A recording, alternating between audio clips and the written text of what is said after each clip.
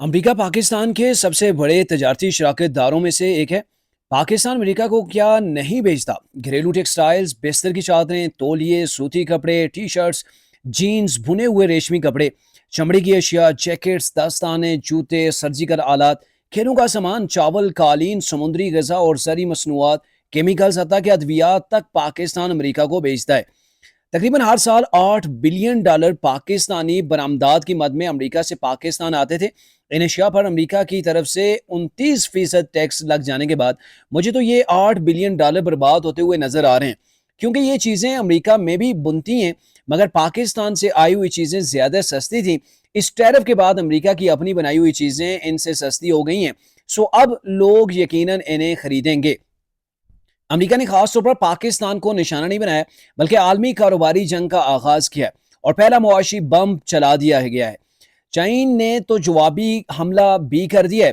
اس نے تمام امریکی مصنوعات پر جو 34% ٹیکس عائد کر دیا ہے۔ یقیناً پاکستان بھی ایسا کچھ کرے گا، مگر پاکستان جو $4 بلین کی مصنوعات امریکہ سے درآمد کرتا ہے، اس میں مشینری، الیکٹریکل آلات، ایویشن اور دیگر دفاعی سامان، کیمیائی اشیاء، طبی آلات اور دوائیں، خوراک و زرعی اشیاء، تعلیم، سائنس مواد وغیرہ جو ہے وہ شامل ہیں۔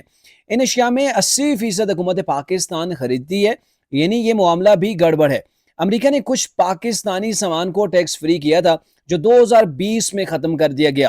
اس کی تجدید کی کوششیں جاری تھی کہ امریکہ نے الٹا 29% ٹیکس عائد کر دیا۔ دنیا اس وقت حیرت میں ڈوب گئی ہے کہ جب صدر ڈونلڈ ٹرمپ نے نئے تجارتی موصولات کا اعلان کیا ہے، اعلان ہوتے ہی دنیا کے 500 امیر ترین جو افراد ہیں، $208 ارب کا نقصان انہیں ہوا۔ ناقدین نے اسے عالمی تجارتی نظام پر ایٹم بم سے تعبیر کیا ہے۔ ایک جنگ شروع ہوئی ہے جس میں گولیاں نہیں چلنی، لیکن نقصانات شدید اور دور رس ہوں گے۔ عالمی تجارتی نظام کو بے انتہا نقصان پہنچنے والا ہے۔ پہلے زیادہ تر ممالک پر شرح ٹیکس 10% تھی، اب اضافی ٹیکس ملا کر ویتنام پر کل ٹیکس 26%، کمبوڈیا پر 59%، سری لنکا پر 64% اور چین پر 44% عائد کر دیا گیا۔ یعنی کہ امریکیوں سے کہا جا رہا ہے کہ وہ ویتنام، کمبوڈیا، سری لنکا اور چین کی بنی ہوئی کوئی چیزیں خریدنا بند کر دیں۔ عالمی معیشت ایک عرصے سے قواعد و ضوابط پر مبنی تجارت پر استوار رہی ہے، جس کی نگرانی اور رہنمائی ورلڈ بینک ٹریڈ آرگنائزیشن کرتی رہی ہے۔ ان اقدامات کو بین الاقوامی اصولوں کی خلاف ورزی تصور کیا گیا۔ صدر ٹرمپ نے امریکہ کے قریبی اتحادیوں سے جیسے کینیڈا، یورپی یونین، جاپان اور جنوبی کوریا وغیرہ کو بھی نہیں بخشا۔ یقیناً وہ جانتے ہیں کہ یہ ٹیکس براہ راست غیر ملکی حکومتوں پر نہیں بلکہ درآمد کنندگان پر جو وہ صارفین جو ہوں گے ان کے اوپر لاگو ہوگا۔ امریکی کمپنیوں کو خام مال مہنگے داموں خریدنا پڑے گا، جس کا بوجھ آخر کار صارفین پر آن پڑے گا۔ نتیجتاً واشنگ مشینیں ہیں ان کے اوپر الیکٹرانکس، روزمرہ کی اشیاء کی قیمتوں میں اضافہ ہوگا۔ سب سے زیادہ متاثر امریکہ کا وہ طبقہ ہوگا جو پہلے ہی مالی مشکلات کا شکار ہے۔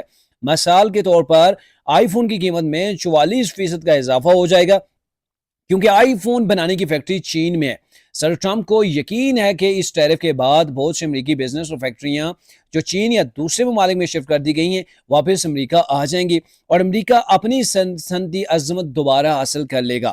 اگرچہ صدر ٹرمپ کی پالیسیوں کا مقصد چین کی صنعتی حکمت عملی اور دانشورانہ املاک کی خلاف ورزیوں کو روکنا ہے، مگر لگتا ہے کہ تجارتی خسارہ کم ہونے کے بجائے بڑھ جائے گا۔ مستقبل کی تجارتی دنیا کو ان پالیسیوں اور ان کے عالمی رد عمل نے ایک نئے سفر پر دھکیل دیا ہے۔ ایک نئی اقتصادی دنیا بنتی نظر آ رہی ہے۔ کمپنیاں اب دنیا بھر میں پھیلے ہوئے سپلائی نیٹ ورکس پر انحصار کم کر دیں گی، مضبوط تجارتی بلاکس بنیں گے۔